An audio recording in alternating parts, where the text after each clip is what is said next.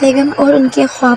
کافی غور و فکر کے بعد روبینہ اس نتیجے پر پہنچی کہ انہیں مزید وقت ضائع نہیں کرنا چاہیے اور فوراً سونگنگ اسکالرشپ کے لیے اپلائی کر دینا چاہیے۔ میں جو ان دنوں چھٹیاں گزارنے لاہور آئی تھی انہیں غور کر دیکھا اور کامران بھائی چھوڑ دیں گے آپ کو؟ ٹیڈی کو منانا کون سا مشکل ہے؟ روبینہ نے بے نیازی سے آم کا ٹکڑا منہ میں رکھتے ہوئے جواب دیا۔ رات کے کھانے کے بعد واقعی ہی نہیں چچا جان کے سامنے ایسی مدلل تقریر کی کہ میں اور سائرہ منہ کھولے دیکھتے رہ گئے۔ خلاصہ یہ تھا کہ ایم اے پولیٹیکل سائنس بس ابتدا ہے، اصل چیز ریسرچ ہے، اور جب تک بیرون ملک ایکسپوژر نہ ہو تعلیم ادھوری رہتی ہے۔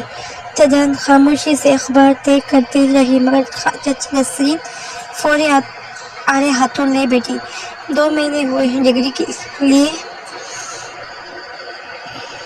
اب بس بھی کرو، ہر وقت پڑھائی پڑھائی، شادی کا بھی کچھ سوچو۔ گرمیوں کا موسم روبینہ کو کچھ زیادہ ہی راس آتا تھا۔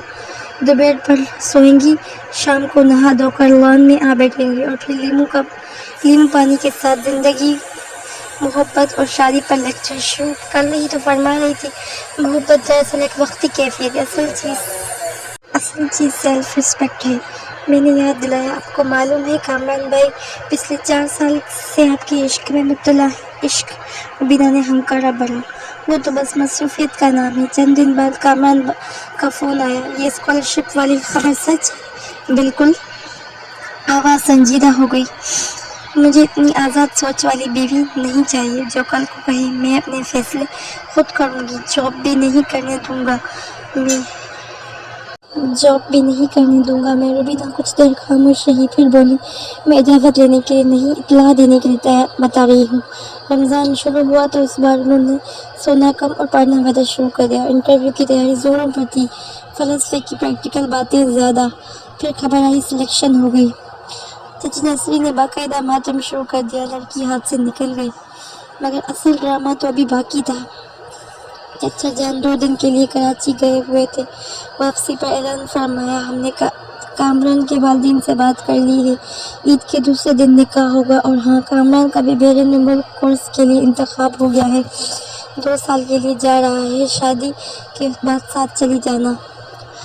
میں اور سائرہ ایک دوسرے کو دیکھتے رہ گئے۔ ادھر روبینہ جو کل تک اور آزادی کے لیکچر اور سیلف ریسپیکٹ کی باتیں کر رہی تھی، چاند رات کو مہندی لگواتے ہوئے نہایت خاموش اور مطمئن نظر آئی۔ میں نے آہستہ سے پوچھا، اسکالرشپ؟ اس نے مسکرا کر جواب دیا، وہ بھی ساتھ جا رہی ہے، فرق صرف اتنا ہے کہ اب میں اکیلی نہیں جا رہی۔ اور یوں معلوم ہوا کہ بعض اوقات زندگی ہمارے فیصلوں پر نہیں، زندگی کی بزرگوں کی